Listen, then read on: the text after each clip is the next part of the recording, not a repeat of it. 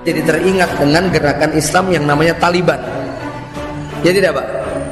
Ya, tahun 2001, 2002, 2003 Taliban berstatus sebagai teroris. Tidak diakui dunia internasional. Tetapi lama-kelamaan Amerika bingung gimana cara menghadapinya. Bismillahirrahmanirrahim. Assalamualaikum warahmatullahi wabarakatuh. Innal hamdalillah nahmaduhu wa nasta'inuhu wa nastahdihi wa natubu ilaihi wa na'udzu billahi min syururi anfusina wa sayyiati a'malina. May yahdihillahu fahuwal muhtadi wa may yudlil falan tajida lahu waliyyan mursyida. Asyhadu an la ilaha illallah wahdahu la syarikalah wa asyhadu anna Muhammadan abduhu wa rasuluhu la nabiyya wa la rasula ba'dah. Allahumma shalli ala Muhammadin wa ala ali Muhammad kama shallaita ala Ibrahim wa ala ali Ibrahim innaka Hamidum Majid. Bapak Ibu kaum muslimin dan muslimat jamaah yang dirahmati Allah Subhanahu wa taala, bersyukur kita pada Allah yang telah memberikan begitu banyak limpahan nikmat dan karunia-Nya kepada kita, nikmat iman Islam, nikmat sehat dan sempat, sehingga pagi menjelang siang ini dengan nikmatnya semata kita bisa berkumpul di salah satu rumah yang mulia dalam satu majelis ilmu yang semoga berlimpah dengan rahmat dan barokahnya. Salawat serta salam semoga tercurah kepada baginda Nabi Muhammad sallallahu alaihi wasallam, juga kepada keluarga, kerabat, sahabat dan orang-orang yang setia meniti jejaknya sampai kiamat. Mudah-mudahan kita termasuk di antara umatnya yang dijanjikan syafaat pada yaumul kiamah. Bapak Ibu rahimakumullah, kali ini kita akan mengkaji, membahas satu tema yang tadi sudah diberi prolog oleh moderator, satu pembahasan tentang nubuat Rasulullah sallallahu alaihi wasallam, sebuah kajian yang kalau disebut fitnah akhir zaman maka bisa berkonotasi pada dua hal. Satu, kajian-kajian semacam ini bisa menjadi fitnah ketika memang kita bersikap tidak proporsional, kemudian salah kaprah di dalam mengambil kesimpulan. Atau yang kedua adalah kajian yang membahas tentang berbagai macam isu yang berhubungan dengan fitnah akhir zaman. Ya. Untuk bagian yang pertama, barangkali beberapa waktu yang silam sudah cukup santer, ramai hal-hal yang terkait tentang akhir zaman justru bisa menjadi kontraproduktif hubungannya dengan ketika dalil-dalil tersebut dipahami dengan cara yang tidak bijak. Ya. Sedangkan yang kedua, mudah-mudahan inilah yang nanti kita dapatkan.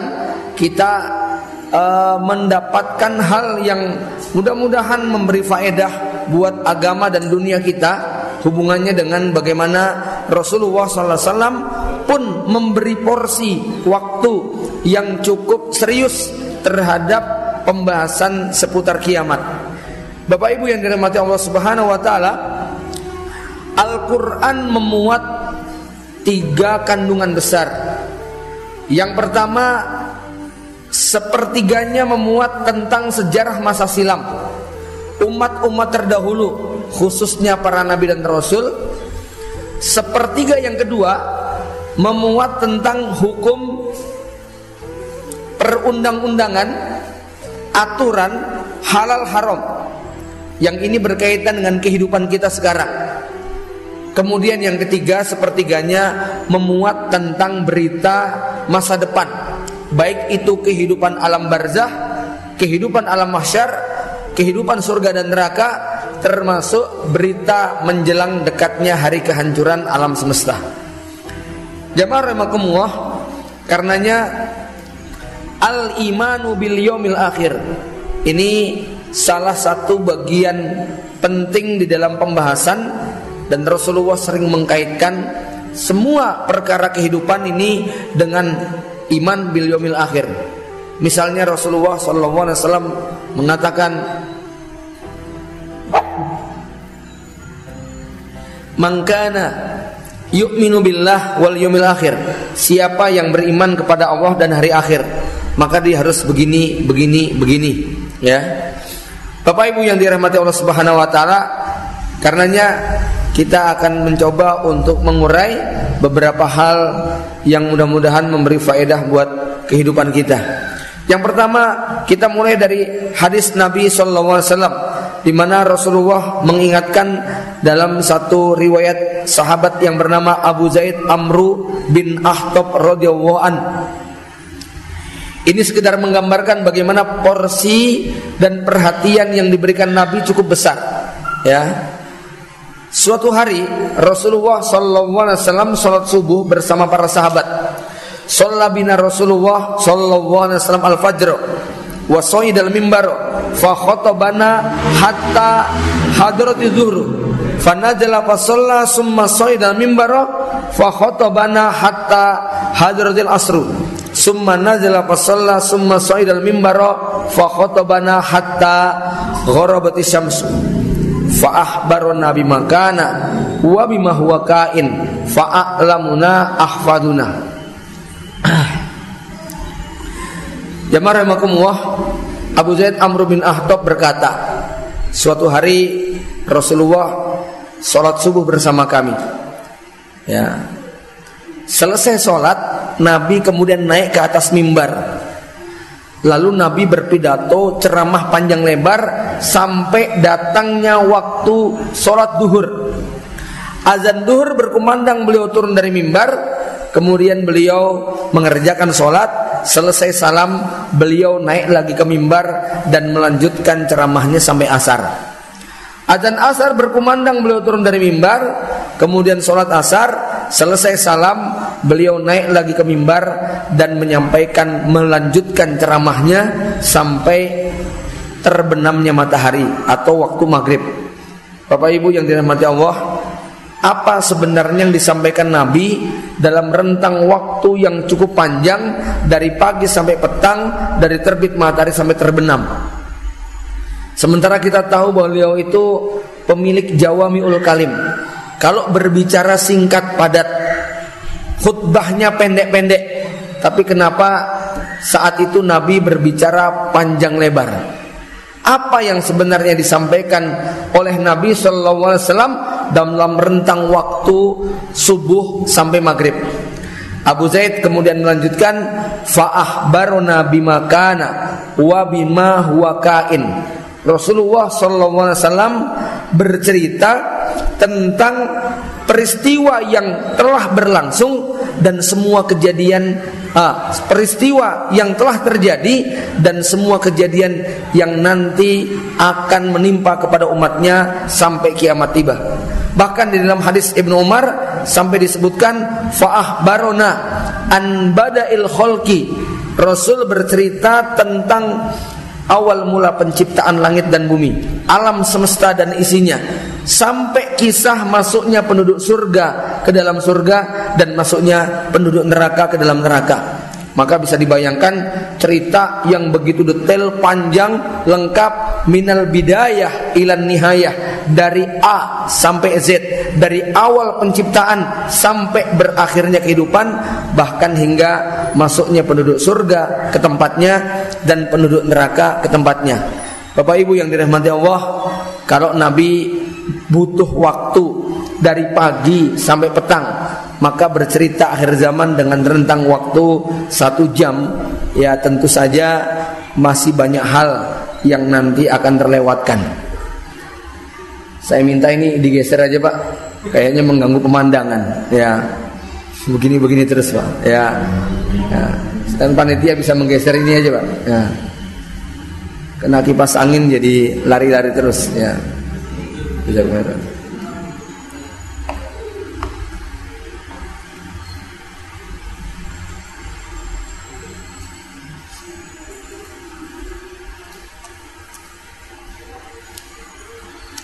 Jamaah rahimakumullah,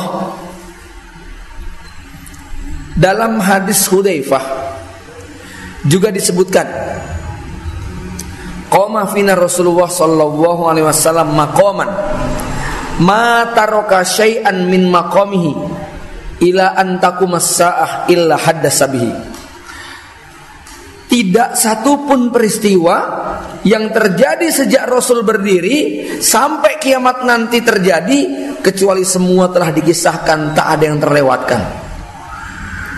Makanya Syekh Hammam sampai menulis buku tentang hadis-hadis akhir zaman, itu sekitar 2000 halaman. Ada sekitar 1800 halaman, memuat kurang lebih 2068 hadis. Walaupun di antara hadis-hadis tersebut ada yang berulang-ulang, tapi ini menggambarkan betapa banyak sekali riwayat yang Nabi kisahkan seputar akhir zaman. Jamaah rahimakumullah, berikutnya adalah muncul pertanyaan, seperti apa sebenarnya dekatnya kita dengan isyarat kiamat tersebut? Karena tidak bisa dipungkiri, isu-isu belakangan ini makin kuat, makin santer. Dimulai dari peristiwa dulu, awal-awal tahun 2000, 2001, 2002, sampai kemudian terjadi perang di Afghanistan, lanjut ke Irak, kemudian bumi Syam, kemudian Mesir, gonjang-ganjing di Arab Saudi, pergantian para raja, sampai kemudian akhirnya Raja Salman yang kemudian hari ini putra mahkotanya banyak mengambil peran. Ini tidak bisa dipisahkan dari isu-isu kiamat. Nah, persoalannya seberapa tepat dan seberapa benar ketika hal itu disaling hubungkan. Bapak Ibu yang dirahmati Allah, kalau kita kemudian amati isu-isu itu beberapa tahun terakhir makin kuat, maka nanti biasanya menjelang Ramadan banyak broadcast yang terkait dengan tanda-tanda kiamat. Dukhon misalnya, ya, diisukan meteor nanti akan menabrak bumi pada bulan Ramadan tanggal sekian-sekian.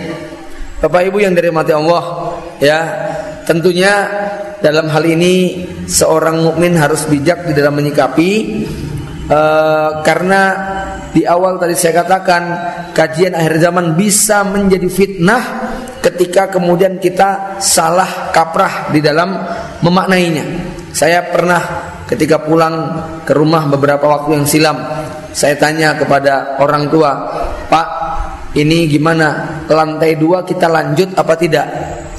Orang tua mengatakan, "Gak usah aja lah. Bapak tadi habis dengar ceramah tentang kiamat, kayaknya sudah dekat, ya. Jadi udahlah biar begini aja. Buat apa kalau nanti kita renovasi, kiamat segera terjadi." Bapak Ibu yang dirahmati Allah, saya meyakini bahwa yang punya perasaan semacam ini bukan cuma 1-2 orang, ya. Kalau di Balikpapan kemarin saya jumpa seorang ikhwan, dia bertanya, "Ustaz, saya pengen jual aset saya, rumah saya, properti saya, mobil dan semua yang saya punya. Saya pengen pindah ke Mekah, pengen pindah ke Madinah. Apa niat Anda pindah ke sana?" "Yes, pokoknya pindah. Kan di sana tempat yang Dajjal tidak akan bisa memasukinya." Bapak Ibu rahimakumullah, ada juga barangkali yang mengajak hijrah, uzlah, menyiapkan ini itu dan sebagainya. Ya, maka di sini nanti kita perlu sikapi dengan bijak, apakah hal-hal yang semacam itu memang sesuatu yang masyru' atau sesuatu yang masih menjadi pikiran yang diperdebatkan. Bapak Ibu yang dirahmati Allah, Rasulullah SAW menggambarkan, "Bu'istu ana wassa'atu kahataini." Jarak antara aku diutus dengan kiamat seperti 2 jari ini. Ya, wa dhamma bainas sababati wal wusta. Rasul kemudian menggabungkan, merekatkan antara jari telunjuk dengan jari tengah. Ini Rasulullah jari telunjuk, ini jari tengah adalah kiamat. Ya, di antara keduanya tidak ada jari, sebagaimana antara Nabi Muhammad SAW dengan kiamat tidak ada lagi ada nabi yang diutus, karena beliau adalah khatamul anbiya wal mursalin, dan beliau beliau ada penutup para nabi dan rasul. Jamaah rahimakumullah, bahkan Nabi mengatakan, "Ingkadat latasbikuni." Hampir-hampir kiamat itu membalap aku. Ini Rasulullah, ini kiamat, jadi kayak balap-balapan. Tapi yang menarik, kita ini sudah 15 abad meninggalkan Rasulullah SAW, dan sampai hari ini belum satu pun tanda kiamat kubro yang kita lihat. Sudah 15 abad. Bagaimana kita memahami bahwa Nabi akan dibalap oleh kiamat, sementara 15 abad beliau meninggalkan kita dan belum kita saksikan satu pun tanda kiamat kubro yang Nabi sebutkan. Nah, inilah yang kemudian perlu kita pahami, bahwa makna dekat menurut manusia tentu beda dengan makna dekat menurut Allah Subhanahu wa taala. Hitungan waktu kita akan mengatakan lama atau sebentar, ini kan persoalannya dengan perbandingan. Kita akan mengatakan 2 hari itu sangat lama kalau dibandingkan dengan 1 jam. Sebagaimana kita katakan 2 hari juga terlalu cepat kalau dibandingkan 1 pekan. Ya, maka hitungan menurut manusia tidak sama dengan hitungan Allah Subhanahu wa taala, dan hitungan orang beriman berbeda dengan hitungan orang kafir. Apa yang Allah katakan? Innahum yarawnahu ba'ida wa narahu qariba. Orang-orang kafir itu melihat kematian, melihat kiamat, melihat akhirat, sesuatu yang sangat jauh sekali. Sementara buat orang beriman itu semua sangat amat dekat. Bapak Ibu yang dirahmati Allah Subhanahu wa taala, kemudian ada riwayat lain yang menggambarkan kalau berbicara dekat atau jauhnya kita dengan kiamat, yaitu riwayat ketika Nabi sedang duduk-duduk bersama sahabat. Suasananya waktu itu ba'da asar. Rasulullah SAW berkata kepada para sahabat yang saat itu sinar matahari tertutup oleh pegunungan Qauqi'ain, sehingga bayangan manusia tidak nampak. Maka Nabi kemudian mengatakan, sesungguhnya perumpamaan sisa umur kalian wahai umat Islam, kalau dibandingkan dengan umat-umat sebelum kita, seperti waktu pada sore hari ini. Nabi sebelumnya mengatakan orang Yahudi itu hidupnya dari ba'da subuh sampai duhur. Orang Nasrani hidupnya dari ba'da duhur sampai asar. Umat Islam hidupnya dari ba'da asar sampai maghrib, yaitu matahari terbenam. Nah, Rasulullah menggambarkan umat Islam ini hidupnya dari ba'da asar sampai maghrib. Jamaah rahimakumullah, yang menarik itu adalah kalau 15 abad yang lalu, 15 abad yang silam, itu Nabi menggambarkan suasananya seperti ba'da asar. Kira-kira sekarang ini sudah jam berapa gitu Pak? Hah? Ini ya, 15 abad yang lalu Nabi menggambarkan seperti jam 3:30 sore. Nah sekarang ini kira-kira sudah jam berapa? Ya ada yang bilang ini sudah menjelang maghrib. Suasana menjelang maghrib tentu tidak sama dengan suasana ba'da asar. Habis sholat asar itu masa-masa yang agak enak tuh Pak ya, buat jalan-jalan. Itulah awal generasi para sahabat, hidupnya berlimpah dengan rahmat dan barokah. Tapi kalau sudah menjelang maghrib, itu suasananya banyak hiruk pikuk, apalagi suasananya mendung gelap, apalagi suasananya weekend ya. Orang misalnya baru pulang dari kantor, dari pasar, dari tempat bekerja, ini Masya Allah suasananya sangat heboh biasanya. Itulah yang akan terjadi di akhir zaman ketika tanda-tanda kiamat satu persatu kemudian terjadi. Dan semua sepakat bahwa tanda kiamat yang hari ini kita saksikan jauh lebih sempurna dari tanda kiamat yang disaksikan oleh Rasulullah SAW dan para sahabat. Ya, tentu sudah pasti ya, karena kita menyaksikan apa yang tidak mereka saksikan, sementara mereka tidak menyaksikan apa yang kita alami. Bapak Ibu yang dirahmati Allah Subhanahu wa taala, ya. Jadi ini gambaran tentang dekatnya kiamat. Kemudian apa hakikat daripada akhir zaman? Hakikatnya tertuang dan tersimpulkan dalam hadis riwayat Muslim yang Nabi sebut dengan asrul fitan, masa yang penuh dengan fitnah. Rasulullah SAW bersabda, badiru bil a'mal fitanan ka kita illailil muslim. Bersegeralah kalian untuk melakukan amal soleh sebelum datangnya fitnah, di mana fitnah itu seperti potongan malam yang gelap. Di pagi hari orang masih beriman, tapi di sore hari dia menjadi kafir. Di sore hari dia beriman, tetapi di pagi hari dia menjadi kafir. Yabi'u dinahu bi'aradin minad dunya, dia menjual agama untuk mendapatkan dunia.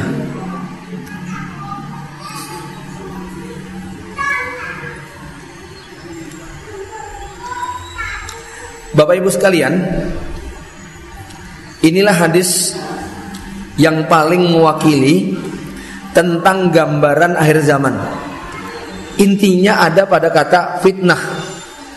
Kalau kita bertanya apa makna fitnah, maknanya sangat banyak.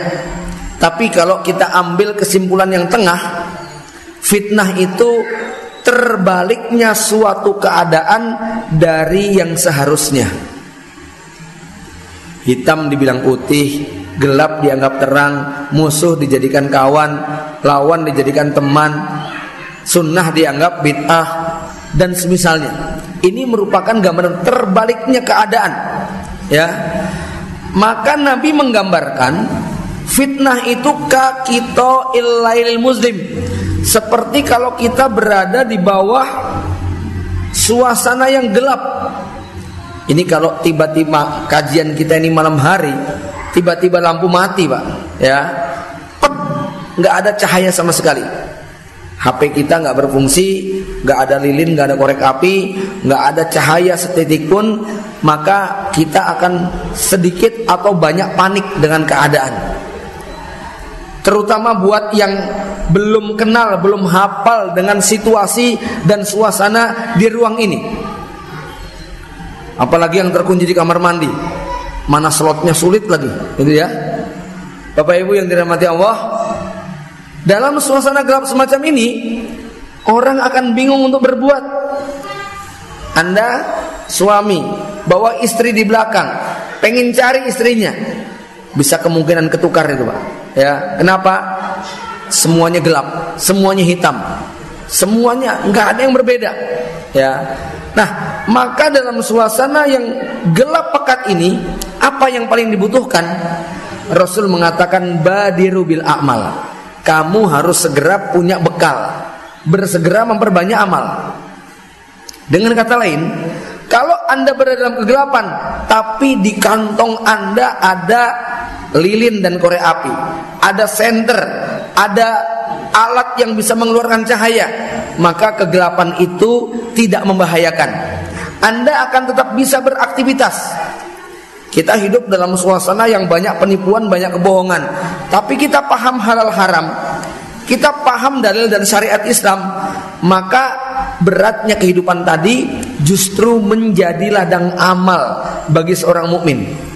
Ya, bayangkan ya, ini suasana adalah suasana orang nggak ngerti halal haram, nggak bisa membedakan riba dengan jual beli, nggak bisa membedakan mana ini hadiah yang halal dengan hadiah yang mengandung gharar dan kedzaliman.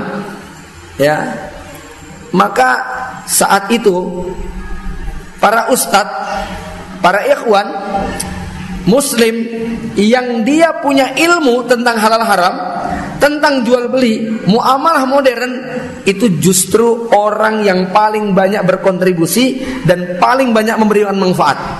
Ya, buat dia suasana yang demikian justru menjadi ladang amal. Tapi buat orang yang tidak punya ilmu, justru merupakan masa di mana dia begitu banyak memakan harta haram karena nggak punya ilmunya. Ya, jadi saya melihat begini, Pak. Di mata orang-orang yang punya ide dan gagasan, di mata orang yang punya bekal dan persiapan, maka momentum ujian itu menjadi celah bagi dia untuk menghimpun banyak kebaikan. Ya, makanya Nabi mengatakan tadi, yang paling pokok itu adalah bekalnya. Nggak peduli zamannya seperti apa, kalau bekal kita maksimal, maka tidak ada problem. Saya teringat kasus anak muda, pasangan suami istri, pengantin baru, yang dia merasa kesulitan untuk kemudian mendapatkan bimbingan pernikahan. Ya, di KUA dipersulit, kemudian apalagi macam-macam. Tapi justru karena dia punya ide besar, dari situ dia kemudian melahirkan semacam bimbingan, konseling, pelatihan buat pranikah, yang Masya Allah pesertanya itu ternyata yang punya problem kayak dia sangat banyak sekali. Ya, dia sama seperti seorang ibu muslimah yang saat hamil tua, dia kemudian jalan-jalan ke pasar, pengen mencari baju yang cocok untuk orang hamil 7, 8, 9 bulan. Ternyata muter-muter ke pasar nggak nemu, adanya baju ketat semuanya. Maka dari situ kemudian lahir ide bikin baju spesialis ibu hamil, kira-kira gitu Pak. Ya, artinya problem itu justru menjadi ladang amal sekaligus pundi-pundi kebaikan atau pundi-pundi harta buat dia. Ya, inilah yang saya maksudkan, ya, bahwa di akhir zaman yang penuh dengan fitnah, buat orang yang punya ilmu, buat orang yang punya ide, buat orang yang punya modal, amal, maka justru dia menjadi ladang kebaikan yang berlimpah. Tapi buat yang tidak punya ilmu yang cukup, itu akan cukup membuat dia terfitnah hidupnya. Jamaah rahimakumullah, secara umum para ulama membagi tanda kiamat ada dua, sughra, kubra. Yang sughra ada yang membagi menjadi tiga. Satu, tanda-tanda kiamat yang sudah terjadi dan tidak terulang lagi. Misalnya tadi lahirnya Rasulullah, kemudian apa? Wabah taun di Amwas, kemudian wafatnya Rasulullah. Itu diantara contoh tanda kiamat, ya, yang sudah terjadi dan tidak terulang. Terjadinya peperangan antara dua orang muslim, ya, yang dimaksud oleh para ulama adalah perang Siffin, perang Jamal. Ya sudah, perang Siffin, perang Jamal itu sesuatu yang tidak terulang kembali. Bapak Ibu sekalian, yang kedua adalah tanda kiamat yang sudah terjadi dan masih terus berlangsung sampai sekarang. Merebaknya zina. Ya, di zaman Nabi zina ada, setelah Nabi zina juga ada, sampai sekarang zina juga masih ada. Di zaman Nabi riba ada, setelah Nabi meninggal riba masih ada, dan sampai sekarang riba juga tetap ada. Ya, itu contoh tanda kiamat kecil yang pernah terjadi dan masih berlangsung. Kemudian yang ketiga, tanda-tanda kiamat kecil yang belum terjadi. Ya, kalau yang ketiga ini bisa dikatakan sangat sedikit sekali. Bahkan ada yang sampai mengatakan hampir semua tanda-tanda kiamat kecil sudah terjadi. Dan saya lebih cenderung dengan pendapat ini. Kalau ada yang mengatakan masih banyak tanda-tanda kiamat kecil yang belum terjadi, besar kemungkinan karena terjadi perbedaan pendapat, apakah itu masuk dalam tanda kiamat kecil atau masuk dalam tanda kiamat besar. Sebab memang ketika berbicara tentang tanda kiamat besar, hampir sebagian besar para ulama mengangkat hadis Imam Muslim yang menyebutkan waktu itu para sahabat lagi ngobrol-ngobrol tentang kiamat. Nabi datang menemui, kemudian Nabi mengatakan, apa yang kalian bicarakan? Para sahabat mengatakan, kami lagi ngobrol tentang kiamat. Maka Nabi berkata, innaha lan takuma as-sa'atu hatta taqa'a asru ayat. Kiamat tidak akan terjadi sampai 10 ayat ini menjadi kenyataan. Ya, Bapak Ibu yang dirahmati Allah Subhanahu wa taala, ini 10 tanda kiamat kubra. Ya, walaupun 10 tanda ini Nabi Isa Dajjal, Ya'juj wa Ma'juj, gempa di timur, gempa di barat, gempa di jazirah, angin lembut, api, terbitnya matahari dari barat, dabah, binatang yang keluar dari perut bumi. Ini 10 tanda ini Imam Mahdi nggak ada, ya. Imam Mahdi tidak termasuk tanda kiamat kubro. Padahal Imam Mahdi nanti hidup di zaman Nabi Isa. Padahal Imam Mahdi nanti berhadapan dengan Dajjal. Padahal Imam Mahdi besar kemungkinan juga menghadapi masa Ya'juj wa Ma'juj. Artinya Imam Mahdi hidup di tengah-tengah tanda kiamat kubro. Ya, maka ada yang kemudian membagi lagi. Imam Mahdi tidak masuk dalam tanda kiamat kecil, tidak masuk dalam tanda kiamat besar, tetapi kemunculan Imam Mahdi menjadi gerbang terbukanya tanda-tanda kiamat besar. Dan saya lebih cenderung kepada pendapat ini, bahwa Imam Mahdi adalah pintu gerbang yang menghubungkan tanda kiamat kecil dengan tanda kiamat besar. Dari sini kita akan lebih mudah memahami. Pokoknya selama Imam Mahdi belum muncul, sekali lagi, selama Imam Mahdi belum nampak, maka semua tanda yang kita lihat itu tanda kiamat kecil. Ya, ini penting Bapak Ibu sekalian. Kenapa? Karena kalau tidak kita gunakan patokan ini, nanti kalau melihat berbagai macam fenomena yang terjadi di belahan dunia, ada yang kemudian berpendapat bahwa tanda kiamat kubro itu sudah terjadi. Apa contohnya? Misalnya salah satu tanda kiamat kubro, ya, sebelum Dajjal keluar terjadi perjanjian damai antara kaum muslimin dengan bangsa Romawi. Ya, akhirnya ada yang kemudian menafsirkan perjanjian damai antara Iran dengan Rusia itu adalah perjanjian damai yang dimaksudkan oleh Rasulullah sebelum terjadi Malhamatul Kubro. Ya, ketika 2011 meletus peristiwa yang terjadi di bumi Syam, ya, kemudian ribuan orang banyak yang berangkat ke sana, lalu ada yang mengatakan Malhamah Kubro sebentar lagi akan terjadi. Ini Pak ya. Atau apalah ya, tanda-tanda yang kelihatannya dahsyat mengerikan langsung dikaitkan Imam Mahdi lah, Dajjal lah, dan lain sebagainya. Ya, ini padahal kita belum menyaksikan satu tanda yang menjadi pintu gerbang penghubung ke kiamat kubro.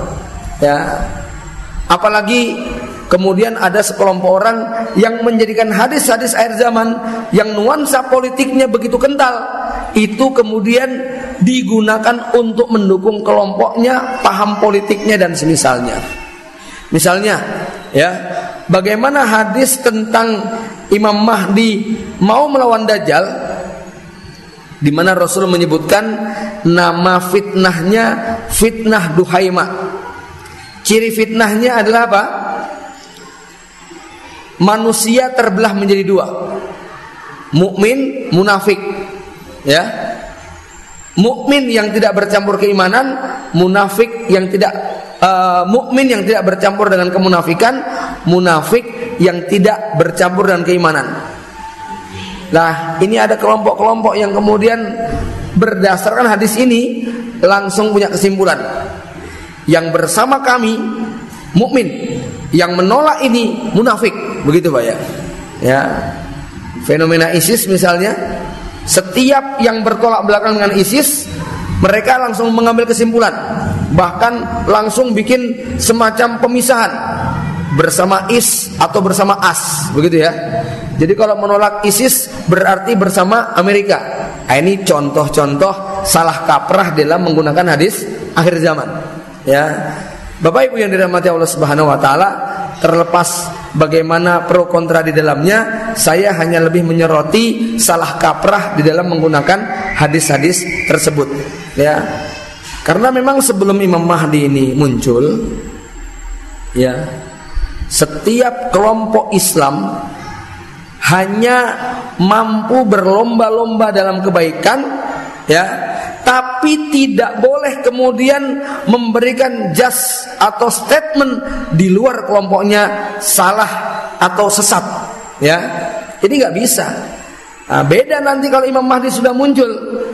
Imam Mahdi sudah muncul, Imam Mahdi sudah berkuasa, sudah menaklukkan Jazirah Arab, sudah mengalahkan bangsa Persia, menundukkan Rusia, Cina, mengalahkan Amerika dan Eropa. Musuhnya tinggal satu, yaitu Dajjal, ya.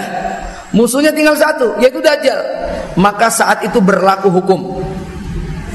Yang bergabung bersama Imam Mahdi mukmin sejati, yang menolak Imam Mahdi munafik tulen, apapun alasannya. Apapun alasannya, Pak, ya. Tapi tadi syaratnya bukan di awal-awal kemunculan Imam Mahdi, tetapi ketika sudah puncak kejayaan Imam Mahdi. Dan itu logis, wajar, ya. Bagaimana logikanya? Lihatlah di zaman Abu Bakar As-Siddiq, seluruh umat manusia wajib tunduk taat bergabung di bawah kepemimpinan Abu Bakar As-Siddiq. Yang menolak akan diperangi, gitu, ya. Kenapa? Semua umat Islam harus bersatu di bawah kepemimpinan Abu Bakar As-Siddiq. Nah, kalau dalam kondisi sekarang kepemimpinan jumlahnya ratusan bahkan ribuan, ya. Semuanya mengklaim kami yang paling dekat kepada sunnah, begitu kan, ya. Sampai kemudian bikin istilah-istilah yang berbau apa saja dikasih label sunnah. Akhirnya ada yang nggak terima, Pak. Kamu cuma sunnah biasa, kami sunnah muakkad, begitu kan, ya.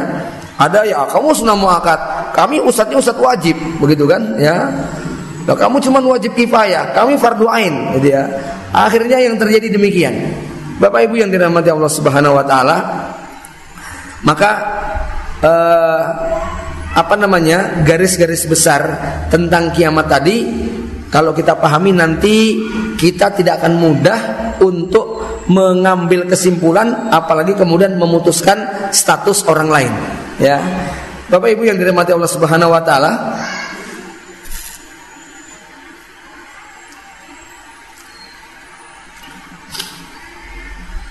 berbicara tentang tanda-tanda kiamat kecil ini sangat banyak. Kalau dilihat poin-poinnya di sini banyak sekali intinya. Anda sudah tidak kurang-kurang kalau membuka tema tentang fitnah akhir zaman, ya. Saya bacakan singkat saja apa yang Nabi ingatkan tentang fitnah dan petaka akhir zaman.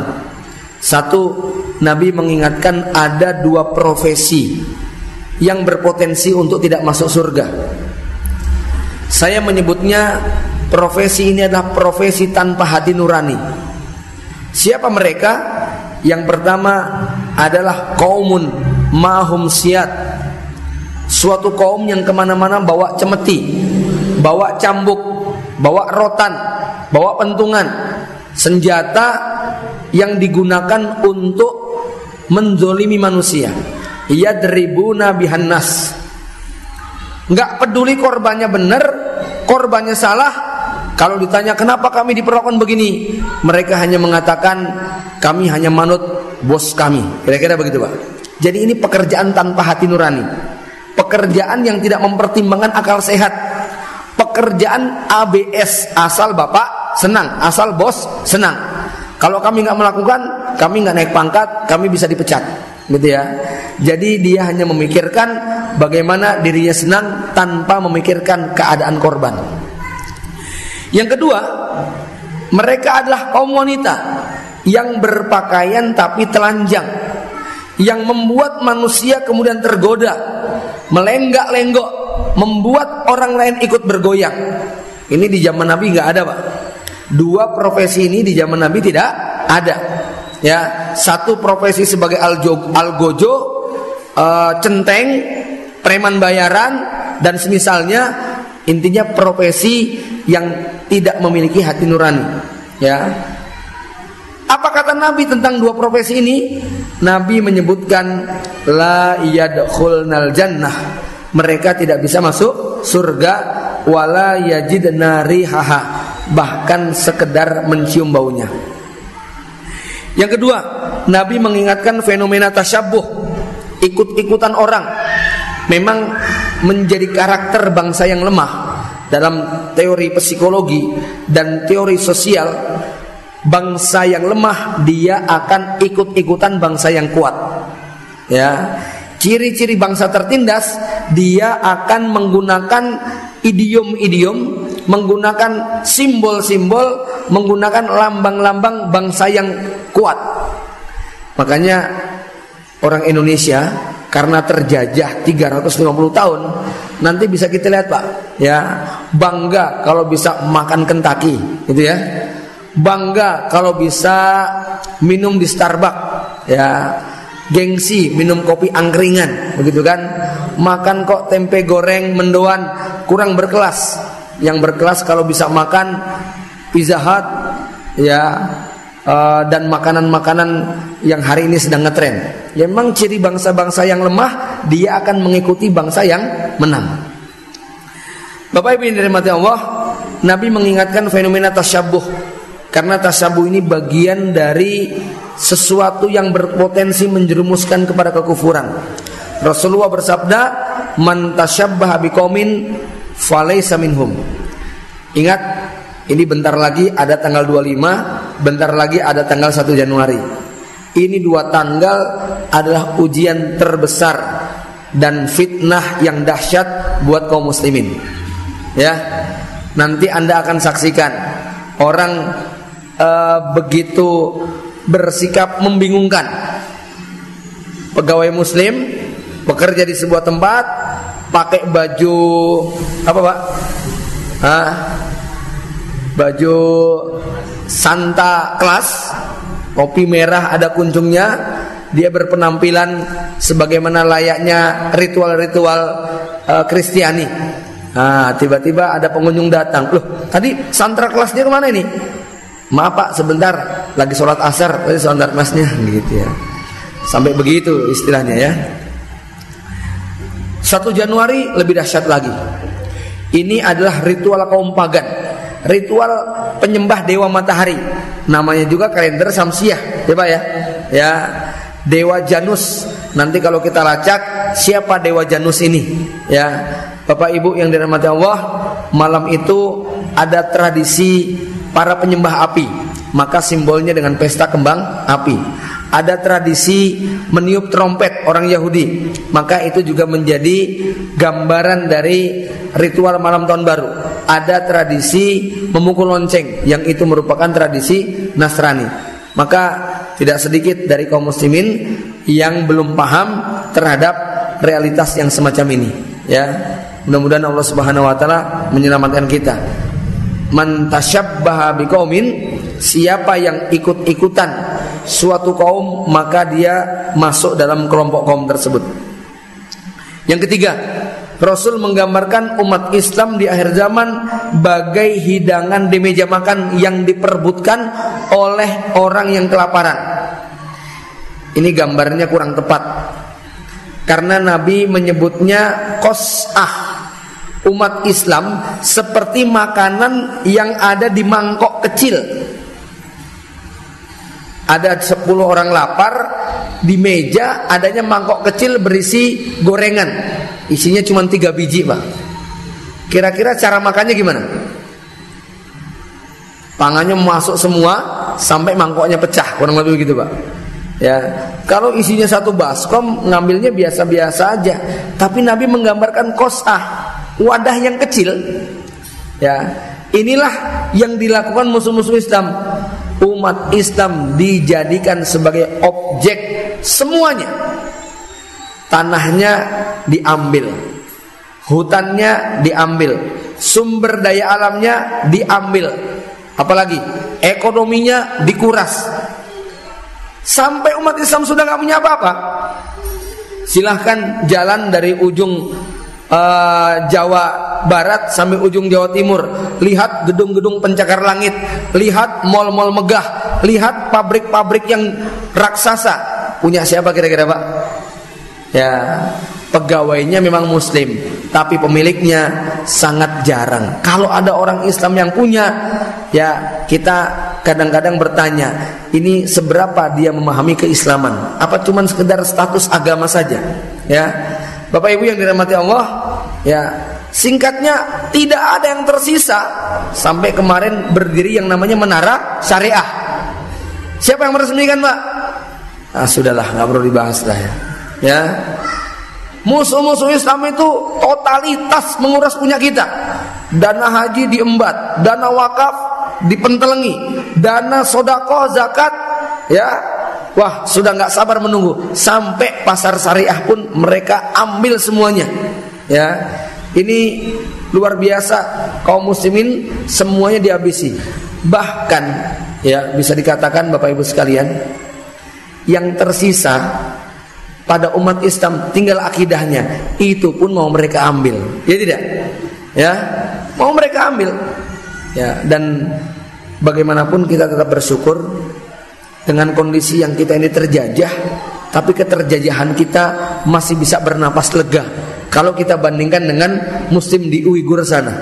Ya, mereka jangankan berpikir ibadah, berpikir untuk menghirup udara dengan tenang itu tidak mereka dapatkan. Tingkat ketakutannya sampai menengok saja takut dianggap lagi melakukan gerakan sholat, sampai sebegitunya, Pak. Ya, waliyazbillah. Kita alhamdulillah ngaji, taklim, acara majelis, acara apa tuh, bikar subuhan, gitu ya. Kegiatan-kegiatan amal jama'i masih bisa kita nikmati semuanya. Ini kalau nggak dijaga, naudzubillah, suatu saat kalau ini tidak kita rawat, kita tidak pelihara, lama-kelamaan yang semacam ini bisa hilang, Pak. Ya, maka kita harus rawat dengan berbagai macam cara supaya ya Islam masih tersisa pada diri kita. Kemudian yang keempat, Nabi mengingatkan manusia tidak peduli dengan urusan rezeki, halal haram terjang semua. Ya, nggak peduli riba, nggak peduli gharar, nggak peduli mengandung kezaliman. Manusia banyak tidak mengurus persoalan ini. Kemudian fitnah pembunuhan, darah tertumpah, kaum muslimin yang menjadi korban. Ya, di muka bumi ini tidak ada darah yang lebih murah harganya melebihi darah umat Islam. Bapak Ibu yang dirahmati Allah Subhanahu wa taala, kemudian Rasul menggambarkan pudarnya nilai agama. Agama nggak boleh dijadikan sebagai patokan, nggak boleh dijadikan sebagai timbangan untuk melihat kebenaran dan kesalahan. Kemudian Nabi mengingatkan ya munculnya manusia-manusia nista, orang-orang jahat yang mendapatkan posisi dan kedudukan, yang muncul para ruwaibidoh, nggak paham agama tapi berbicara tentang urusan agama. Bayangkan pemilik bank syariah bukan Islam. Ini syariah, iya ini syariah. Lihat no, ada bismillah sama assalamualaikumnya, begitu Pak ya. Jadi syariah hanya dilihat ada tulisan bismillah sama assalamualaikum coba. Ya, ini nggak paham betul pelakunya. Ya, waliyazbillah. Bapak Ibu yang dirahmati Allah Subhanahu Wa Taala, dan yang dahsyat di akhir zaman umat Islam terkepung dalam 3 fitnah besar, yaitu fitnah ahlas, fitnah sarra, dan fitnah duhaima. Ya,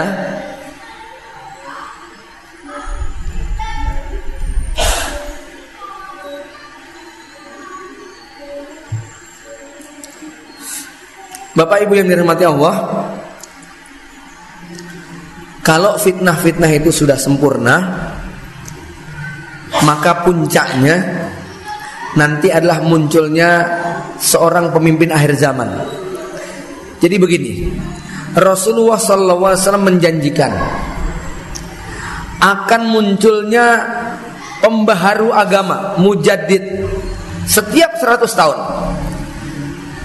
Tetapi yang menarik, abad 1, abad 2, abad 3, abad 4 sampai abad ke-13, masuk abad ke-14, kerusakan yang menimpa kepada ajaran Islam itu sifatnya parsial, potongan. Ada yang fase akidahnya rusak, ibadahnya bagus, ekonominya bagus, jihadnya bagus, politiknya bagus. Ada fase yang jihadnya rusak tapi ekonominya naik, akidahnya bagus dan sebagainya. Di abad ke-15 ini tidak ada satupun bagian dari ajaran Islam kecuali semuanya sudah rusak, Pak. Maka tidak mungkin mujadidnya mujadid parsial, ya. Mujadid yang hanya bisa memperbaiki ekonomi tapi nggak bisa memperbaiki akidah, bisa memperbaiki akidah tapi nggak bisa memperbaiki politik, bisa memperbaiki politik tapi nggak bisa memperbaiki tentang alam, tentang sosial, lingkungan, bisa memperbaiki lingkungan tapi nggak bisa memperbaiki finansial. Maka yang dibutuhkan adalah mujadid total, seperti Rasulullah SAW yang diutus ke tengah bangsa Arab untuk seluruh alam. Saat itu suasananya umat manusia berada dalam kerusakan yang sangat parah. Maka Rasulullah hadir untuk memperbaiki seluruh unsur kehidupan. Tidak ada satupun bagian daripada kehidupan kecuali oleh Nabi SAW diperbaiki. Nah, Bapak Ibu sekalian, maka di abad ke-15 ini ada yang mengatakan semuanya nggak ada yang tersisa, rusak, nggak ada satupun yang baik. Lihat akidah umat Islam, lihat ibadahnya, apalagi kok politik, sosial, ekonomi, budaya, militer, pendidikan dan sebagainya, hampir semuanya sudah banyak kerusakan. Maka yang dibutuhkan adalah mujadid yang mampu memperbaiki semuanya. Pertanyaannya siapa, Pak?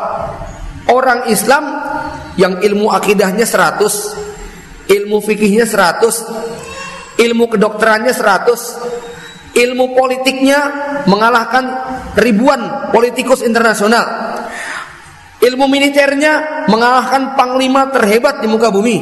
Ilmu apa lagi? Ya, ilmu tentang perbankan, dunia keuangan mengalahkan para bankir-bankir dunia. Ini siapa yang punya kayak begini? Ya. Maka Allah akan mengutus, memunculkan seorang anak cucu Rasulullah yang kita kenal dengan nama Muhammad bin Abdullah Al-Mahdi. Apakah beliau mampu semuanya?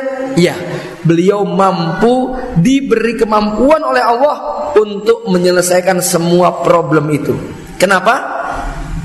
Ada satu hadis yang menjelaskan bagaimana kemunculannya. Jadi kalau sekarang ini untuk mempelajari seluruh cabang ilmu pengetahuan 100 tahun sekolah cukup nggak, Pak? Nggak cukup, ya. Tapi tidak ada satupun bagian dari persoalan hidup manusia kecuali Rasulullah ngerti solusinya. Tidak ada satupun masalah hidup manusia kecuali Rasul punya jawabannya. Kenapa? Karena Rasul dibimbing langsung oleh wahyu. Inilah yang akan terjadi pada Imam Mahdi. Ya. Apa kata Nabi SAW? Wa innallaha sayuslihuhu fi lailatin. Allah akan mereformasi, mengislah, kalau bahasa mesinnya, bahasa teknologinya, menginstal semua program yang dibutuhkan untuk menjadi pemimpin kelas dunia kepada Imam Mahdi hanya dalam waktu 1 malam. Jadi kalau sekarang ini misalnya tanggal 22 sorenya Imam Mahdi dibaiat, belum mengerti banyak hal. Karena Imam Mahdi ini, Pak, beliau bukan pakar militer, bukan ahli politik, bukan ahli strategi, bukan pakar ekonomi, bukan pakar lingkungan sosial, bukan pakar yang sifatnya ilmu sains dan lain sebagainya. Beliau bukan orang terkenal, nggak punya pengikut, nggak punya anak buah, ya. Pergi ke sana kemari sendiri. Tetapi beliau orang soleh. Beliau pelajar di kota Madinah. Ya, Bapak Ibu yang dirahmati Allah. Maka ketika orang datang berbondong-bondong ingin memberikan ketaatan, baiat kepadanya, beliau menolak. Beliau mengatakan bukan saya, bukan saya, bukan saya. Ya, tapi setelah dipaksa akhirnya menerima. Malam itu oleh Allah diberi kemampuan. Makanya kalau ibaratnya tadi, misalnya tanggal 22-nya itu belum ngerti apa-apa, besok pagi tanggal 23 ketika bangun, ya, maka Imam Mahdi ini sudah memiliki seluruh sarana pengetahuan yang dibutuhkan untuk memimpin level dunia. Ya, Bapak Ibu yang dirahmati Allah, ya, inilah jawaban kenapa kok Imam Mahdi mampu menyelesaikan semua problem.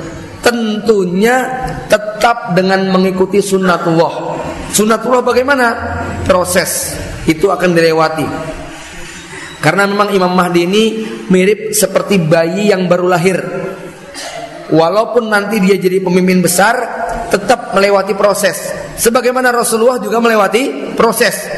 Rasul terusir, Rasul dihina, Rasul dilempari kotoran, Rasul berkali-kali kemudian dibully, dipersekusi dan sebagainya. Itu juga akan dialami oleh Imam Mahdi. Tetapi begitu tumbuh besar, kuat, ya, memiliki kekuasaan yang sangat luas, disitulah baru kepemimpinan Rasul diakui. Kapan Rasul diakui sebagai pemimpin yang bukan berstatus sebagai buronan? Ketika terjadi Sulhul Hudaybiyah. Maka ketika nanti Imam Mahdi muncul pertama kali di Mekah, yang beliau lakukan adalah mengadakan perjanjian damai dengan sejumlah pihak. Kenapa? Perjanjian damai itu adalah bukti legitimasi diakuinya sebuah sistem. Saya jadi teringat dengan gerakan Islam yang namanya Taliban. Ya tidak Pak? Ya, tahun 2001, 2002, 2003 Taliban berstatus sebagai teroris. Tidak diakui dunia internasional. Tetapi lama-kelamaan Amerika bingung gimana cara menghadapinya. Kesepakatan di PBB bahwa teroris tidak boleh diajak rembukan. Tapi Amerika membutuhkan. Akhirnya tidak ada cara kecuali apa? Statusnya harus dicoret, hanya diganti dengan gerakan perlawanan. Itu Pak ya. Ya, insurgen, gerakan separatis. Nah, kalau dialog, diskusi dengan separatis boleh. Itu Pak, ya. Akhirnya terpaksa Amerika diskusi dengan Taliban. Semua syarat yang diminta, Taliban cuma mengatakan pergi kamu dari Afghanistan. Akhirnya Taliban diakui Pak. Karena diakui, jalan-jalan ke Indonesia dilarang tidak? Nggak dilarang. Bahkan disambut sama Pak Presiden dan Wakil Presiden. Ya tidak? Kenapa ini? Sudah diakui sebagai pemerintahan yang sah. Ya. Nah, besok itu juga demikian. Makanya dalam konteks membangun negara, Rasulullah nggak kemudian main deklarasi saja. Maka harus diadakan perjanjian damai terlebih dahulu, diakui sebagai negara yang berdaulat. Itulah nanti yang akan dilakukan oleh Imam Mahdi. Sebab Rasulullah SAW bersabda, yusbihuni fi khuluqi wala yusbihuni fi kholqi. Imam Mahdi itu akhlaknya, sikapnya, perilakunya, gerakan politiknya, semua langkah-langkahnya mirip seperti langkah aku. Walaupun bentuk rupanya, postur tubuhnya tidak sama dengan aku. Yusbihuni fi sirati wala yusbihuni fi surati. Jadi nanti Imam Mahdi adalah sosok pemimpin yang akan menata ulang proses perjuangan menegakkan Islam percis seperti Rasulullah SAW melakukan. Ya, maka inilah model kepemimpinan yang paling dekat kepada Rasulullah SAW. Saat itulah seluruh dunia kalau pengen ngaku sebagai pihak yang benar, dia harus mengikuti perilakunya Imam Mahdi, gayanya, sikapnya, polanya dan sebagainya. Itu kenapa nanti kalau Imam Mahdi sudah berkuasa, mendapatkan kejayaan, hadis tadi berlaku. Yang bergabung dengan Imam Mahdi mukmin tulen, yang menolak Imam Mahdi apapun alasannya munafik tulen. Saat itu kubu terbelah menjadi dua. Tapi kalau sekarang nggak bisa Pak. Hari ini kita hanya bisa fastabiqul khairat, saling berlomba untuk lebih dekat kepada sunnah Rasulullah SAW. Tidak boleh mengklaim paling benar, paling sunnah, paling apa namanya? Yes, pokoknya dianggap paling benar. Nah, ini nggak diperbolehkan. Ya, jamaah Bapak Ibu yang dirahmati Allah Subhanahu Wa Taala. Secara ringkas, inilah tanda-tanda kiamat yang disebutkan oleh Rasulullah SAW dalam hadis Muslim. Kiamat tidak akan terjadi sampai muncul 10 tanda.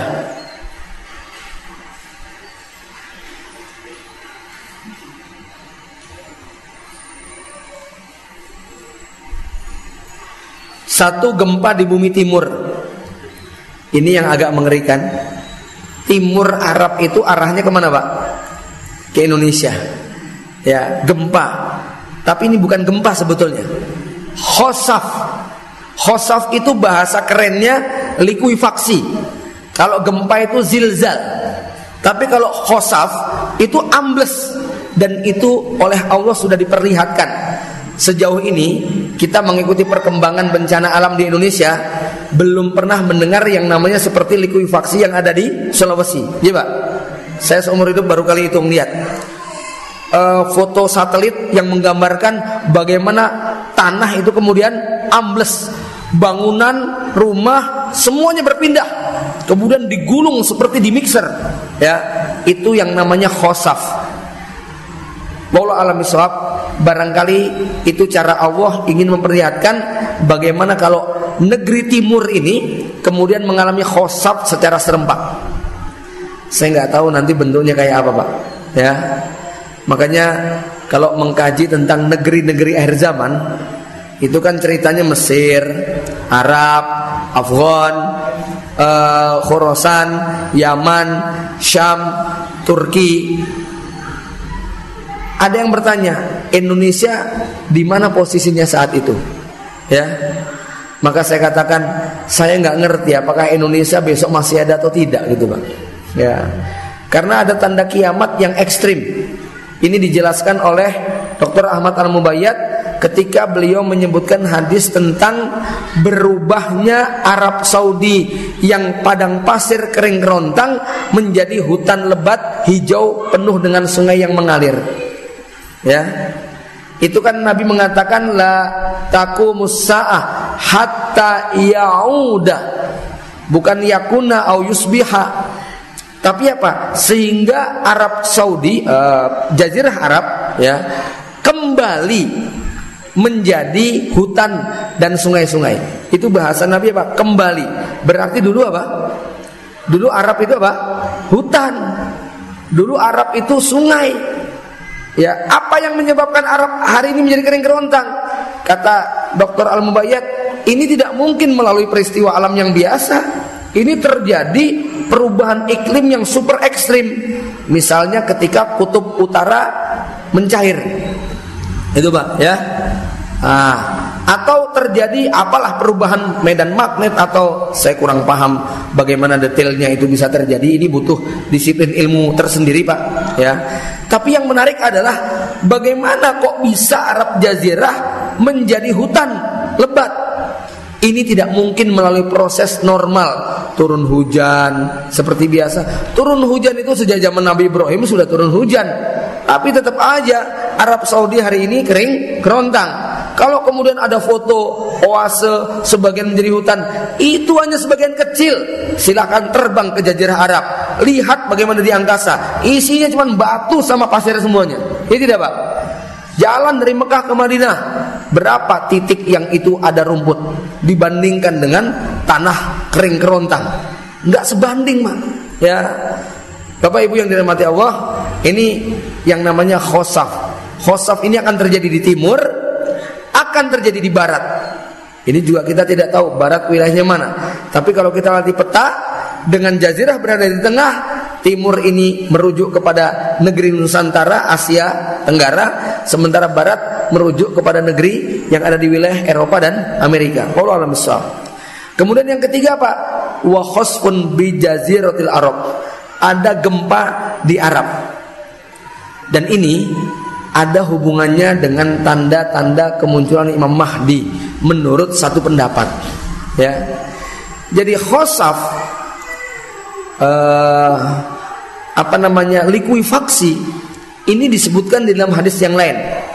Ketika Imam Mahdi sedang dibaiat, maka ada musuh Imam Mahdi yang dalam riwayat Ummu Salamah disebut dengan nama As-Sufyani, pasukan dari negeri Syam yang kemudian merangsek masuk ke Jazirah karena ingin membunuh laki-laki yang bernama Muhammad bin Abdillah. Tapi begitu sampai di sebuah daerah yang namanya Al-Baida, disinilah kemudian terjadi keajaiban. Apa itu? bumi ambles. Ada riwayat lain yang kemungkinan terjadi bersamaan, yaitu munculnya api dari jazirah. Api ini tingginya sangat dahsyat sampai bisa dilihat dari negeri Syam.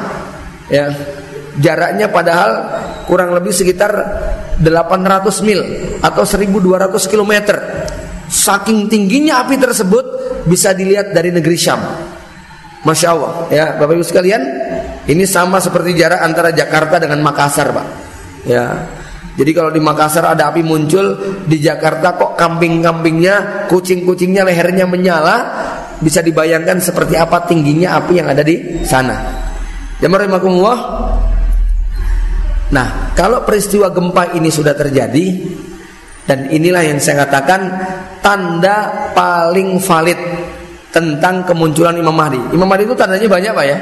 Ya, ada tanda fisik, ada tanda gejolak sosial politik, ada tanda gejala alam semesta.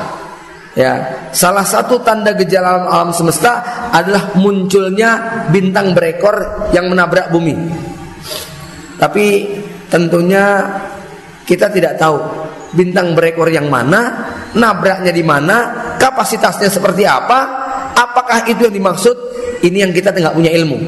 Maka walaupun kemarin ada isu di Jember ada bintang meteor nabrak di ini dan sebagainya, lalu orang mengkaitkan dengan Imam Mahdi dan seterusnya, apalagi isu baca di Google bunyinya begini-begini, katanya NASA mengatakan dan seterusnya. Ini data-data yang menurut saya sulit untuk kita lacak kebenarannya, karena mampunya cuman katanya, ya, dan kita bukan ahli dalam bidang tersebut. Maka tanda yang paling valid adalah ketika nanti Arab Saudi berguncang, gempanya begitu luar biasa, menimbulkan korban dalam jumlah yang sangat besar. Oh, ini berarti di Arab Saudi sedang terjadi pembaiatan Imam Mahdi. Itu, Pak. Jadi nanti kalau ada yang membawa berita dari Arab, atau nggak usah dari Arab, kita buka di grup di YouTube, di informasi media sosial, kok katanya ada gempa di Jazirah yang korbannya sangat dahsyat. Kenapa? Nabi mengatakan pasukan depan, pasukan tengah, pasukan belakang semuanya tenggelam. Yang di kebun, yang di pasar, yang lagi jalan-jalan semuanya ditenggelamkan. Berarti korbannya luar biasa nih, Pak. Ya. Nah, kalau itu kita dengar, insya Allah kemungkinan besar kita akan menyaksikan tanda-tanda yang lainnya. Tapi kalau info itu belum kita dapati, maka berbahagialah, berarti memang masih cukup panjang. Bapak Ibu yang dirahmati Allah Subhanahu wa taala, ya.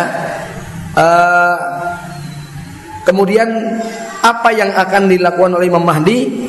Imam Mahdi membawa misi penaklukan seluruh dunia. Tapi kalau diringkas, maka termuat di dalam hadis ini. Ya, Rasulullah SAW bersabda, "Takzuna Jaziratul Arab." Nanti kalian akan menaklukkan, memerangi bangsa Arab. Lalu Allah akan tundukkan untuk kalian. Bapak Ibu sekalian, tidak bisa dipungkiri dalam 3 tahun terakhir suasana politik di Jazirah mengalami perubahan yang sangat ekstrim.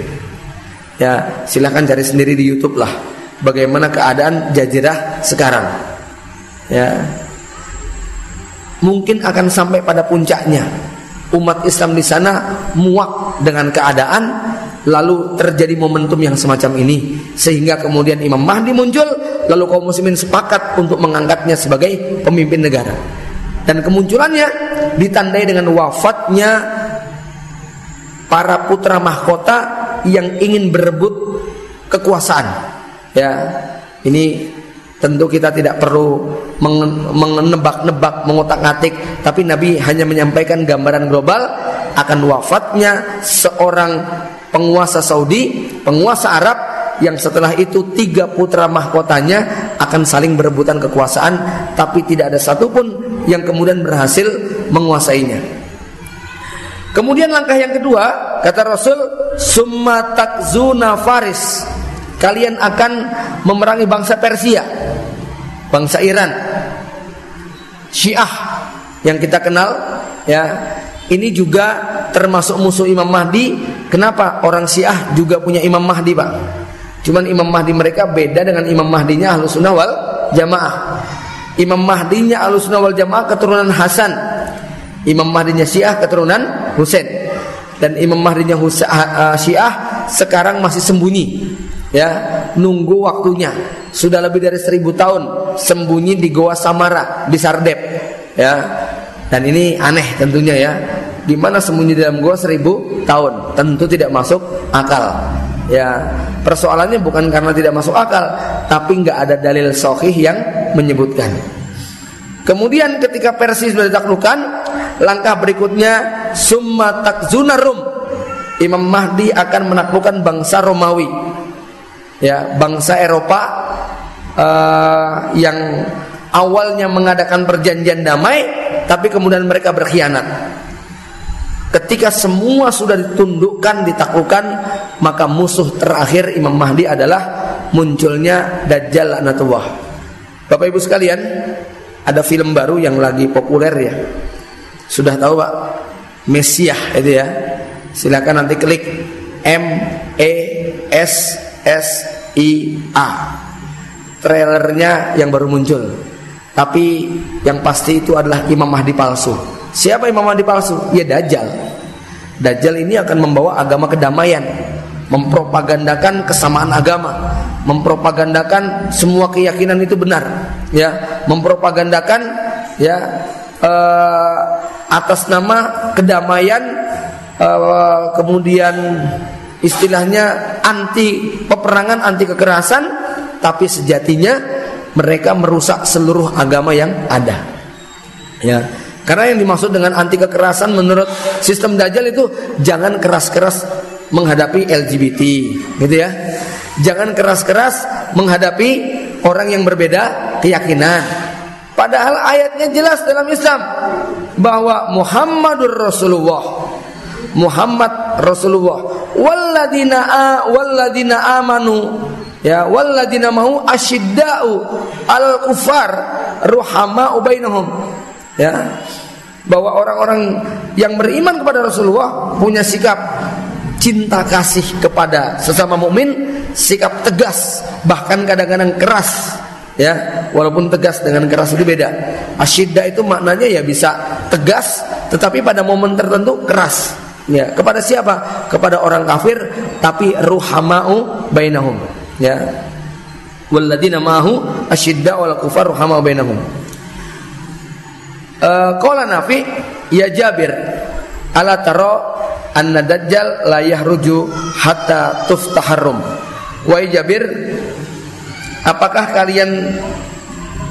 engkau tidak melihat bahwa Dajjal tidak akan keluar sampai Romawi ditaklukkan oleh kaum muslimin?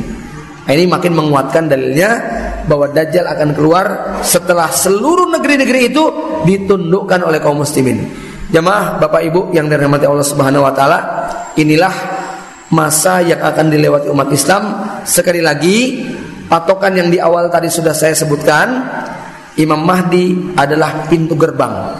Selama pintu ini masih tertutup, berarti tanda-tanda kiamat tidak akan kita saksikan, yang kubro. Tapi kalau pintu ini sudah terbuka, maka besar kemungkinan kita masuk ke dalamnya dan akan menyaksikan tanda-tanda kiamat tersebut kalau kita diberi umur panjang.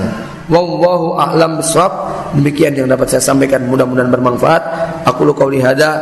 Assalamualaikum warahmatullahi wabarakatuh.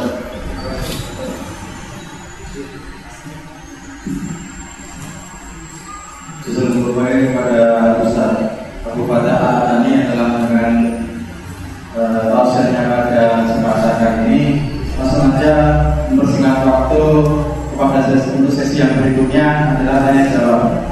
Nanti insya Allah akan kita berikan progres untuk penanya-penanya pada kesempatan kali ini.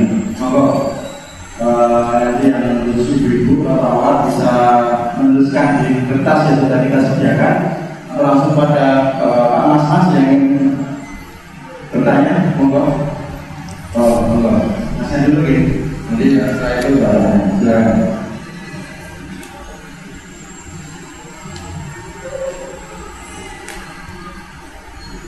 Bismillahirrahmanirrahim. Waalaikumsalam. Langsung Saya mau pertanyakan tentang hadis tasawuf katanya. Iya.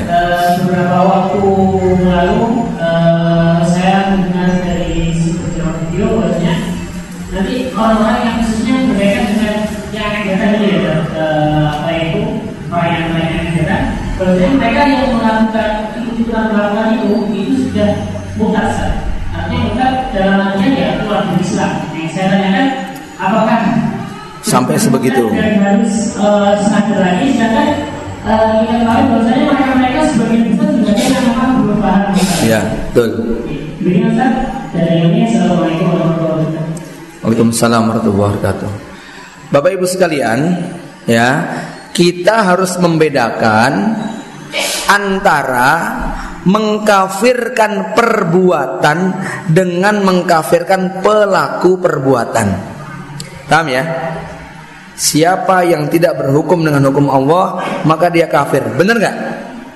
Tapi kalau menuduh, itu dia nggak berhukum, maka dia kafir. Nanti dulu, karena harus terpenuhi syarat dan dawabitnya, harus terpenuhi semua unsur-unsurnya. Kalau ada yang mengatakan mengikuti, ikut-ikutan itu perbuatan yang bisa menjerumuskan kepada riddah, murtad, bisa dibenarkan. Tapi menuduh pelakunya dengan kata-kata kamu sudah murtad, ini panjang persoalannya. Kenapa? Semuanya harus melalui proses. Jadi begini Bapak Ibu sekalian, murtad, kafir, syirik itu adalah vonis yang penentunya, pengambilnya bukan sembarang orang, tapi itu wilayahnya qadhi. Kalau di Indonesia berarti hakim. Orang biasa nggak bisa Pak menyimpulkan. Ulama biasa nggak boleh melakukan. Dia hanya boleh untuk menyebutkan siapa yang begini. Itu adalah dia telah kafir, telah murtad. Tetapi kalau kemudian itu jatuh pada seseorang untuk kemudian kita katakan si fulan demikian, ini yang butuh proses. Mudahnya beginilah. Anda, ini dalam hukum Islam ya, dalam daulah Islam, di zaman Khulafaur Rasyidin, di zaman Rasulullah SAW, Anda melihat dengan mata kepala Anda, yakin betul-betul ada orang berzina, tapi yang lihat cuma kita sendirian. Boleh nggak kita panggil dasar pezina kamu? Boleh gitu Pak? Boleh nggak begitu?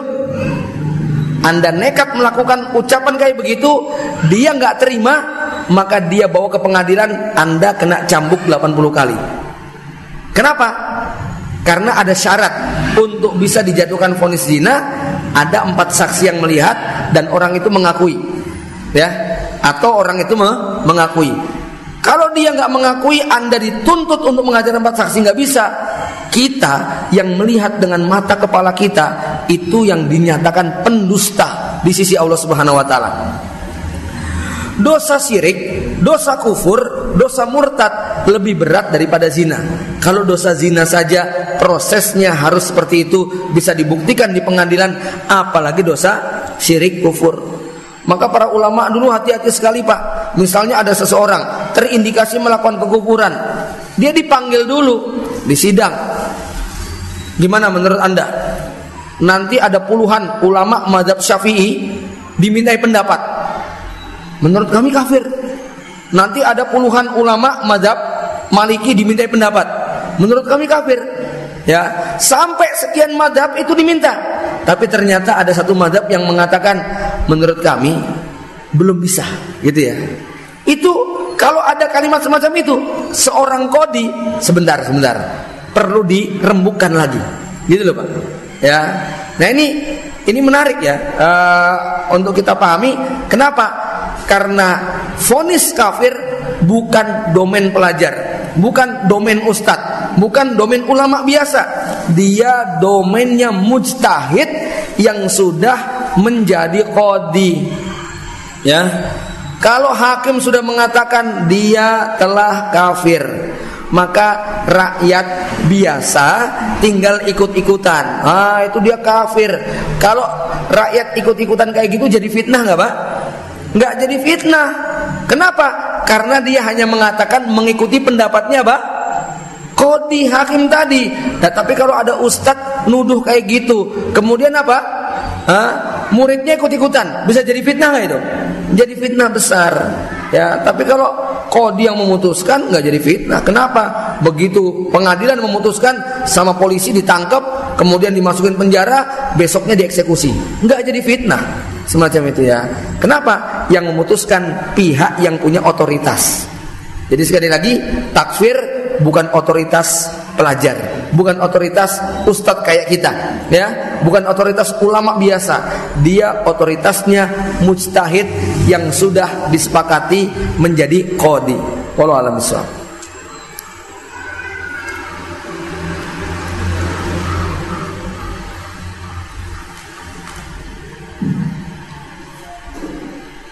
Assalamualaikum warahmatullahi wabarakatuh. Waalaikumsalam. Saya bertanya tentang bagaimana hubungan di yang dalam Muslim saat ini, kedepannya termasuk Islam Timur, kemudian Kashmir dan belahan negeri lainnya. Itu apakah sebagai bentuk ujian ataukah karena kelemahan atau kelemahan kaum muslimin sehingga mengalami seperti itu. Kemudian kalau kita berhubungan dengan Indonesia yang saat ini masih seperti ini, apakah kita juga akan mengalami nasib yang sama seperti mereka apabila kita tidak bisa bangkit melaksanakan tugas kita sebagai kaum muslimin. Kemudian yang kedua, tentang pasukan Panji Hitam itu yang paling semua itu, apakah dia bangsa Khorasan ataukah dia bangsa yang negeri letaknya di sebelah timur Arab? Iya. Assalamualaikum warahmatullahi wabarakatuh. Bapak Ibu yang dirahmati Allah Subhanahu wa taala, pembunuhan, pembantaian apapun yang menimpa di berbagai bumi kaum muslimin, tentu sudut pandangnya tidak tunggal. Ya, melihatnya dari sisi yang berbeda-beda. Pertama, kita menggunakan pandangan umum bahwa itu pasti mengandung hikmah. Kalau itu, jadi begini, di satu sisi itu merupakan bencana, bala yang Allah timpakan kepada kaum muslimin. Itu dari satu sisi, ya. Tapi dari satu sisi yang lain, itu cara Allah menyelamatkan mereka. Artinya apa? Ya, Rasulullah bersabda, ummati ummatun marhumatun, ya, la adzaba. Umatku ini adalah umat yang dirahmati Allah. Tidak ada siksa di akhirat, tidak ada keguncangan yang mereka alami. Kecuali apa? Pembunuhan dan ujian. Artinya apa? Umat Islam di dunia mereka akan diuji dengan berbagai macam pembunuhan, yang itu menjadi solusi di akhirat nanti mereka terbebas daripada siksa akhirat. Itu dari satu sisi, ya. Tapi dari sisi yang lain tentunya kita pengen menjadi bangsa yang kuat sebagaimana di zaman Rasulullah SAW. Makanya kalau pertanyaan semacam itu nanti sangat kasuistik sekali, ya. Coba, ya, dalam kondisi yang seperti itu tentu menjadi sangat tidak bijak, sangat tidak adil, dolim saya katakan. Kan itu jadi begini Pak, ada yang kemudian berkomentar itu di medsos itu Uighur itu manhajnya Ahlussunnah apa bid'ah toh, gitu kan? Ya Rahman, ya, mereka Islam, mau anda komentari bid'ah kayak apa kayak, mereka Muslim. Dan Rasul mengatakan hakul muslim alal muslim, punya hak orang Islam itu, gitu ya. Mau mereka itu adalah bid'ah dan sebagainya, karena umat Islam ini derajat yang paling rendah adalah ahlul kiblat. Ahlul kiblat di dalamnya termasuk ahlul bid'ah. Selama kiblat kan bid'ah ini bertingkat-tingkat Pak, gitu kan, ya. Bid'ah ini bertingkat-tingkat. Nah, ini kalau ada statement yang semacam itu, jelas itu statement yang sangat menyakitkan. Bagaimana mereka sedang mengalami yang seperti itu, ya kemudian nggak mau membantu dengan kamu kan ahli bid'ah, saya nggak boleh nolong kamu. Ya salam. Ya ini kalau mereka ahli bid'ah, ini mereka sedang berhadapan dengan siapa, Pak? Dengan orang kafir asli, gitu loh, Pak. Ya, sedang berhadapan dengan orang kafir asli. Nah, orang mukmin itu nggak begitu cara bersikapnya. Ya, maka pada batas minimal dia mendoakan, minimal husnudon. Tidak boleh kemudian melemparkan tuduhan-tuduhan yang semakin menyakitkan mereka. Jemaah yang dirahmati Allah, ini satu sisi ya. Jadi apa yang menimpa kepada kaum muslimin di Kashmir, di Uighur, di Rohingya, Myanmar dan sebagainya, ya dilihat dari satu sisi itu sangat mengerikan. Tapi sama seperti bencana lain, tsunami dan sebagainya, kalau kita ditanya itu azab bukan? Jangan buru-buru memvonis. Masing-masing orang beda, gitu ya. Masing-masing orang nanti statusnya berbeda-beda. Mungkin dia banyak dosa, tetapi status dia muslim. Oleh Allah dikasih begituan. Untuk apa? Mengurangi dosanya. Kenapa? Salah satu tanda orang itu mati syahid, dia mati terkena bencana, kan begitu, Pak? Ya. Nah, kita nggak tahu. Oke deh, ada di antara mereka yang mati dalam keadaan berzina, mabuk, itu urusan dia. Tapi secara umum, kalau ada orang kena musibah yang semacam itu bagian dari cara Allah mengurangi siksanya nanti pada hari kiamat. Lah kita yang sehat walafiat ini nggak ada jaminan, ya. Kenapa? Kita tidak mendapatkan pengurangan dosa, ya. Kemudian yang kedua, kalau terkait dengan pasukan Panji Hitam, maka wallahu a'lam bishawab, masing-masing boleh punya pandangan yang berbeda. Tapi sampai hari ini saya belum berubah pendapat, belum berubah pikiran, bahwa ketika Nabi menunjuk wilayah timur, para ulama menjelaskan itu wilayah Khurasan. Ya, itu wilayah Khurasan. Ya, tentu tidak semuanya. Sebagaimana penduduk Madinah tidak semuanya beriman. Bahkan besok penduduk Madinah banyak yang keluar dari kota Madinah karena ingin bergabung dengan Dajjal. Ya. Sehingga ketika merujuk mana Khurasan, tentu orang Syiah juga di Khurasan. Tapi menurut keyakinan Ahlussunnah wal Jamaah, itu tidak akan terjadi menimpa kepada orang Syiah sebagai pasukan Panji Hitam. Bagaimana dengan Indonesia? Kan wilayah timur. Orang mungkin boleh punya penafsiran, tetapi nampaknya faktor sejarah perlu dijadikan sebagai pertimbangan. Indonesia ini punya catatan sejarah nggak yang meniscayakan dia menjadi pasukan Panji Hitam? Inilah yang saya merasa tidak punya, ya. Berbeda dengan bangsa Khurasan. Khurasan itu sampai digambarkan tentang kehebatan mereka, ya. Apa yang dilakukan Amerika di Khurasan itu hanya mengulangi kesalahan Rusia. Apa yang dilakukan bangsa Rusia di Khurasan hanya mengulangi kesalahan bangsa Inggris. Apa yang dilakukan oleh Inggris di Khurasan itu hanya mengurangi kesalahan Alexander the Great.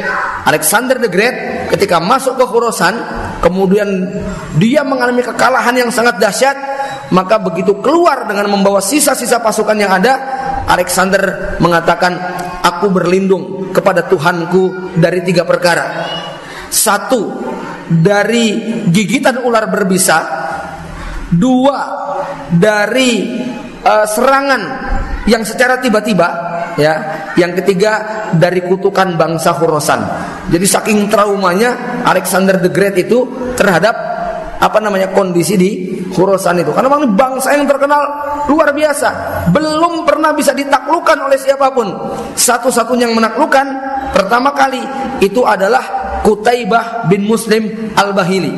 Inilah yang kemudian menjadikan Khurasan Islam. Dan waktu itu Umar bin Khattab sebelum Qutaibah masuk sudah mengatakan, ketika umat Islam banyak dibunuhi di Khurasan, waktu diutus menjadi dai dan sebagainya, Umar bin Khattab mengatakan, besok kalau mereka masuk Islam, maka mereka akan menjadi pejuang yang enggak ada tandingannya. Gitu, Pak, ya.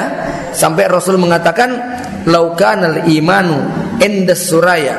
Kalau iman itu bergelayut di bintang Alpha Centauri, bintang kejora, bintang timur, lanalahu rijalun min haula. Yang bisa menggapai iman itu adalah mereka, bangsa Khurasan. Ini menggambarkan hebatnya bangsa Khurasan. Wallahu a'lam bishawab. Jadi saya belum menemukan data tentang kemungkinan Indonesia, Malaysia, negara Asia Tenggara dikategorikan di dalam hadis ini. Kalau ada ulama Palestina yang katanya datang ke Indonesia kemudian memberikan kabar gembira, aku berharap kalian yang dimaksudkan, ya itu hiburan Pak, ya nggak nyenengin gitu loh Pak, ya. Wallahu a'lam bishawab. Selanjutnya yang terakhir ada dua pertanyaan. Yang pertama adalah bagaimana cara meyakinkan keluarga bahwa kita ini sudah berakhir zaman supaya bisa banyak-banyak beramal soleh dan bisa bersama-sama berizah dan juga terhadap diri kita untuk menghadapi akhir zaman khususnya di era kita ini. Dan pertanyaan yang kedua, maknanya ini sebenarnya mengenai tentang ciri-ciri Dajjal, apakah ini secara fisik atau secara yang lainnya, untuk menjelaskan Imam Mahdi berasal dari negara mana. Itu dua pertanyaan. Yang terakhir sebagai penutup kandidat. Baik Bapak Ibu sekalian, saya ringkas aja ya. Itu jawabannya satu pembahasan tersendiri. Tapi poin utamanya begini, mengajak keluarga, sekali lagi kita perlu menyamakan level. Bapak Ibu sekalian, ya, satu kekeliruan kalau kita pengen mengajak orang itu sudah head to head, kita posisikan dia sebagai lawan. Mengajak keluarga yang awam dengan posisi dia sebagai lawan, tentu ini akan sangat menyulitkan. Maka mengajak keluarga akan lebih mudah kalau dia betul-betul menjadi orang yang dekat dengan kita dalam banyak hal. Maka nomor satu, cinta dulu, ya. Jadi gini, Rasulullah ketika datang ke Madinah, beliau tidak mengajak yang macam-macam. Beliau hanya menyampaikan 4 hal, dan 3-nya itu adalah berbau sosial, satunya berbau ibadah. Apa kata Nabi? Afsus salam. Yang kedua, atimut ta'am. Yang ketiga, silul arham. Sebarkan salam, beri makanan, kemudian sambung silaturahmi. Baru yang keempat, sholat malam. Artinya 75% dakwah pertama di Madinah itu porsinya adalah akhlak, adab, hubungan sosial, hubungan sesama. Baru ketika mereka sudah dekat, rapat, besok kita bicara apa saja akan didengar. Maka kalau mengajak keluarga, pastikan posisi Anda adalah posisi anak yang dicintai bapaknya, kakak yang dicintai adik-adiknya, orang yang didengar oleh semua, karena kebaikan kita sudah mereka rasa. Barulah kemudian nanti kita akan mudah untuk menyampaikan dan mengingatkan mereka, ya. Kemudian yang kedua, terkait dengan Dajjal, Imam Mahdi. Dajjal ini yang perlu dicatat, ada 2 istilah. Satu Dajjal fisik, yang kedua sistem Dajjal. Kalau ada kalimat Dajjal, maka yang dimaksud adalah anak cucu Nabi Adam dari jalur Nabi Nuh alaihissalam. Beliau manusia Dajjal ini manusia biasa, tapi diberi kelebihan dan kemampuan yang berbeda oleh Allah Subhanahu wa taala. Nah, kalimat yang kedua adalah fitnah Dajjal. Fitnah Dajjal itu sistem, aturan, undang-undang, sebuah kesepakatan global yang intinya bertentangan dengan syariat Islam. Makanya kita berlindung kepada Allah dari fitnah Dajjal, bukan dari Dajjal. Kenapa? Setiap kita belum tentu ketemu Dajjal, tapi setiap kita pasti ketemu dengan fitnah Dajjal. Makanya doanya wa a'udzubika min syarri fitnatil masihid Dajjal. Ya. Apa sumber fitnahnya? 3 kata Syekh Nasir As-Sa'di. 1 materialisme, 2 ateisme, 3 zionisme. 3 induk fitnah ini nanti melebar menjadi sekuler, liberal, kapitalis, marxis, LGBT dan lain sebagainya. Itu induknya adalah 3 induk tadi, ya. Itu akan melahirkan berbagai macam isme yang menyimpang. Kemudian Imam Mahdi penduduk Madinah. Dalam riwayat yang kuat beliau penduduk Madinah. Kemudian ketika terjadi huru hara pindah ke Mekah, ya. Kemudian balik lagi ke Madinah, balik lagi ke Mekah, ya. Jadi ini beliau adalah seorang pelajar, tidak punya Tadi saya katakan tidak punya anak buah, tidak punya pengikut, bukan panglima perang, bukan apa-apa. Rajulun soleh, beliau orang soleh biasa, bukan rajulun muslih, bukan orang yang bisa mereformasi, tetapi oleh Allah diberi kemampuan hanya dalam waktu 1 malam. Demikian Bapak Ibu yang dirahmati Allah, karena waktu kita cukupkan pembahasan ini. Saya kembalikan kepada moderator. Assalamualaikum warahmatullahi wabarakatuh.